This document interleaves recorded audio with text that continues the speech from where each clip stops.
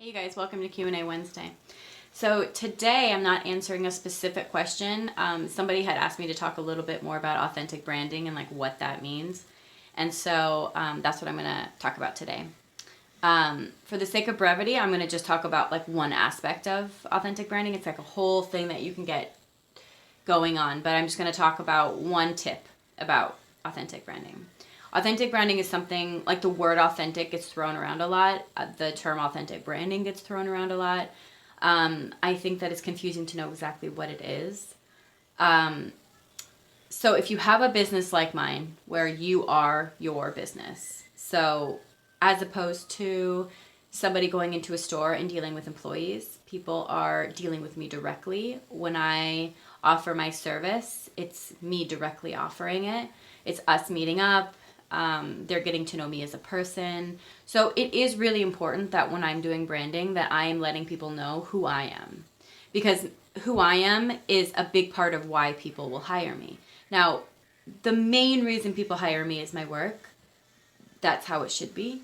But you can't ignore the fact that you are such, in a business like myself, I mean, my name is my business, right?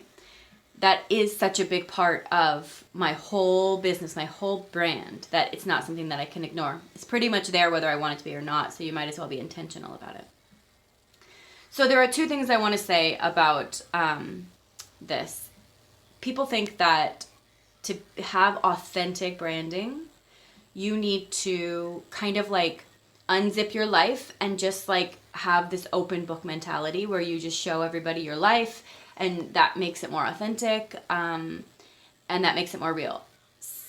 I say yes and no to that. So the yes part of that is that trying to be something that you're not in order to appear cooler in branding is not going to translate as authentic. It's very easy to pick up inauthentic branding.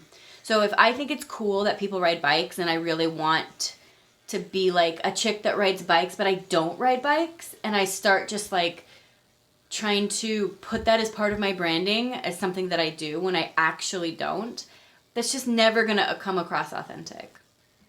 And there are things about ourselves that we think aren't that interesting.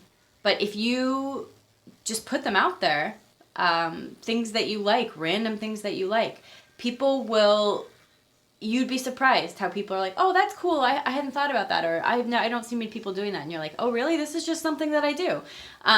Everybody has things in their lives that are really interesting and that really inform your work, that inform your creativity, that inform your personality. So don't try to be something that you're not. Just be yourself in your branding, and it will be authentic. That's the way to be authentic. However, I strongly feel like the second point is that I strongly feel like you don't need to put all of yourself into your branding. I really feel strongly that you need to save a part of yourself, for your actual physical life, your family, your friends. I don't think that being authentic means that you have to have an open window to your entire life. I think for self-care and to be a better business owner, you really do have to save a part of yourself for yourself. And I think that helps the branding that you do be more coherent. It doesn't, it can still be very authentic, but you're showing a side of yourself. You're showing a part of yourself. Maybe not a side of yourself, but a part of yourself. And you're saving another part of yourself for your real life. That is something I feel strongly about that I've recently just been able to kind of like articulate in my head.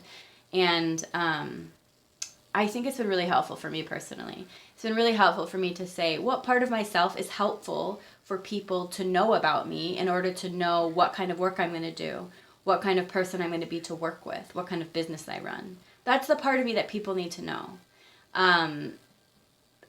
But there are other parts of me that are just for me. And I think that is really important to have that differentiation and to be able to kind of have clear boundaries with your brand.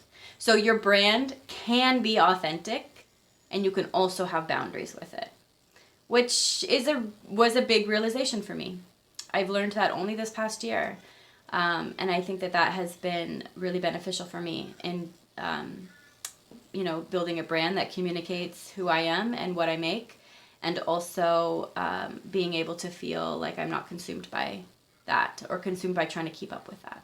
So, okay, I hope that was interesting. Let me know if you have any questions, and swipe over and let me know what I should answer next week. Happy Wednesday.